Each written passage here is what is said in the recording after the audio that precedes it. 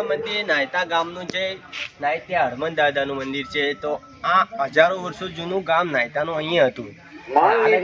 બંધાણું છે હાઈવે ઉપર. તો આ મંદિર જે માણસોને જોયું હોય તે કોમેન્ટ કરજો. અને કોઈ બી પણ દુઃખ હોય તો તમે હનુમાનજીના દર્શન કરવાથી તમારું દુઃખ દૂર થઈ જાય છે. ભોળાની નદી છે, નદીના પાળ ઉપર આવેલું છે આ મંદિર નાયતા ગામના અંદર. જય હનુમાન દાદા, જય હનુમાન દાદા, જય बस ब्रांड अपना लेबर चिपका के हमसे अपने मार्केटिंग का